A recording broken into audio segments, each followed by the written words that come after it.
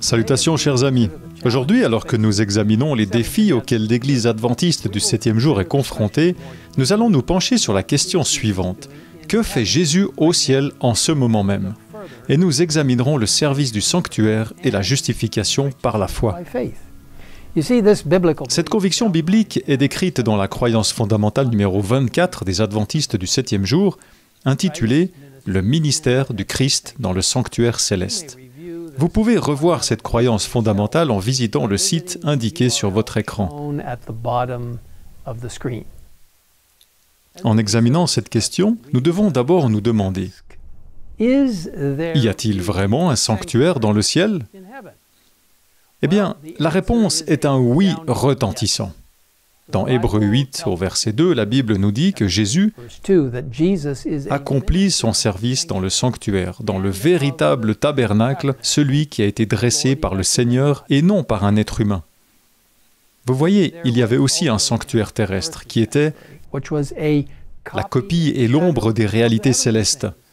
C'est ainsi que nous l'explique le texte d'Hébreux 8 au verset 5. Il était modelé sur le sanctuaire céleste montré à Moïse, afin que nous puissions apprendre ce qui se passe au ciel. En effet, les différents éléments du service du sanctuaire terrestre renvoyaient au don et à l'œuvre extraordinaire de Jésus-Christ. Pour comprendre l'œuvre du Christ dans le sanctuaire céleste, il est utile d'examiner le sanctuaire terrestre et l'œuvre qui s'y déroulait.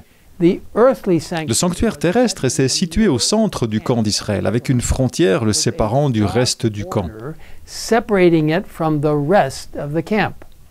Lorsqu'on entrait par la porte ouverte, on arrivait dans la cour où se trouvait l'autel des offrandes. C'est là que l'on offrait les sacrifices du matin et du soir.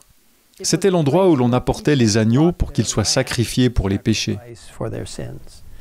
Tous les sacrifices renvoyaient à Jésus, l'agneau parfait. Ce symbolisme est renforcé dans le Nouveau Testament lorsque Jean-Baptiste voit Jésus et s'écrie « Voici l'agneau de Dieu qui enlève le péché du monde ». Dans la cour du sanctuaire terrestre se trouvait la cuve. Il s'agissait d'un grand bassin d'eau utilisé pour le lavement et la purification des prêtres.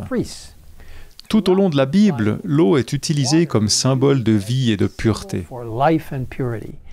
Le ministère de Jésus nous offre la purification, la guérison et l'espérance au travers des eaux du baptême, tout comme le psalmiste avait prié « Lave-moi complètement de ma faute et purifie-moi de mon péché ».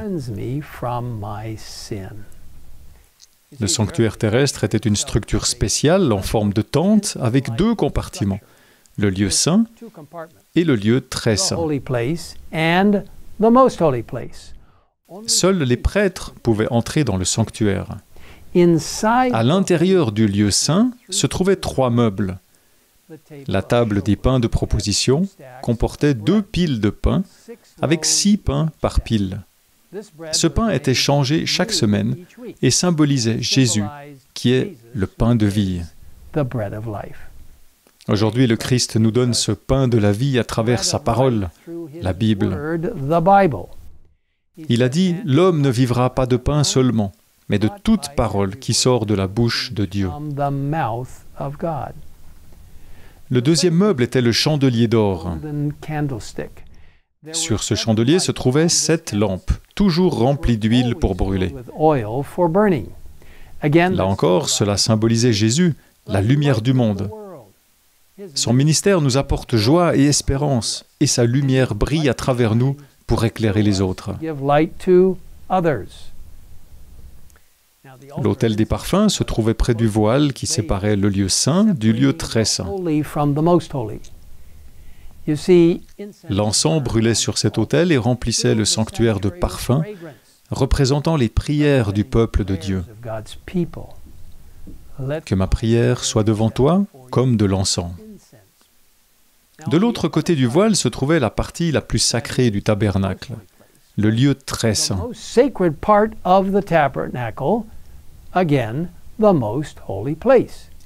Dans cette petite pièce, il n'y avait qu'un seul meuble, l'arche du témoignage, appelée aussi arche de l'alliance. Sur cette arche, sur ce coffre, se trouvaient 2 anges en or qui regardaient de chaque côté de l'arche, leurs ailes déployées au-dessus de l'arche sainte. À l'intérieur de l'arche se trouvaient les 2 tablettes de pierre contenant les 10 commandements. La loi nous montre la volonté de Dieu et nous aide à comprendre à quel point nous avons besoin de lui. Dans le psaume 19, au verset 9, 8 et 9, nous lisons « La loi de l'Éternel est parfaite, elle donne du réconfort. Les commandements de l'Éternel sont clairs, ils éclairent la vue. » Le ministère de Jésus dans le sanctuaire céleste nous donne la sagesse de comprendre pourquoi l'humanité a besoin d'une loi fondamentale qui nous dit ce qui est bien et ce qui est mal. À l'intérieur de l'arche se trouvait également un vase contenant la manne, la nourriture que Dieu faisait pleuvoir du ciel pour nourrir les Israélites dans le désert. Cela nous rappelle que Dieu promet de prendre soin de chacun d'entre nous, même lorsque notre situation semble impossible. Un autre objet à l'intérieur de l'arche était le bâton d'Aaron, sa canne, qui avait miraculeusement fleuri lorsque les tribus avaient demandé qui Dieu avait choisi comme prêtre. Dieu avait donné une réponse très claire. Dieu a assuré que l'arche du témoignage était le lieu de sa présence. « C'est là que je te rencontrerai, dit Dieu à Moïse.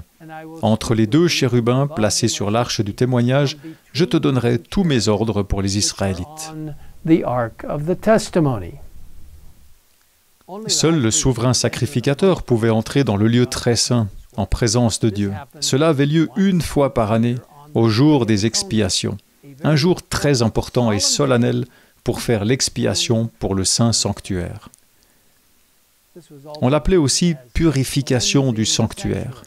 Car vous voyez, tout au long de l'année, les péchés du peuple étaient symboliquement transférés dans le sanctuaire par le sang des animaux. Mais ce jour-là, le jour des expiations, le sanctuaire était purifié de ses péchés. Cette purification du sanctuaire a une signification prophétique particulière, comme nous le lisons dans Daniel au chapitre 8 et les versets 13 et 14.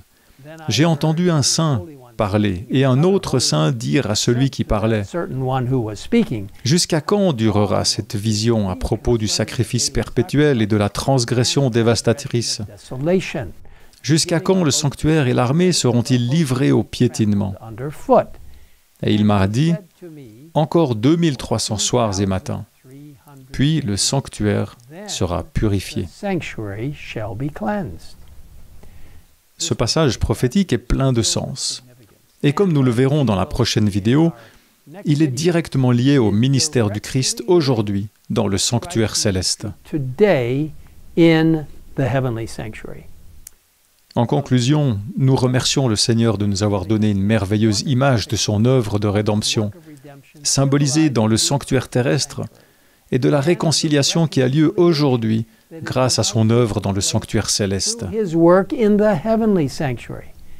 Comme nous le lisons dans Amos 3 au verset 7, le Seigneur, l'Éternel, ne fait rien sans avoir révélé son secret à ses serviteurs les prophètes.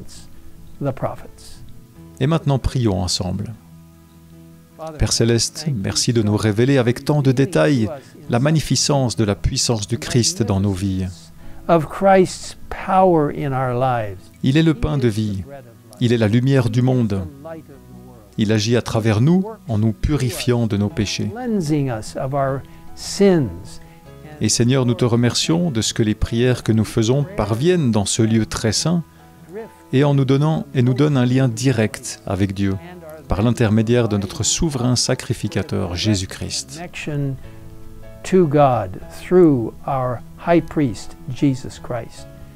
Merci d'avoir créé un moyen d'échappatoire pour chacun d'entre nous.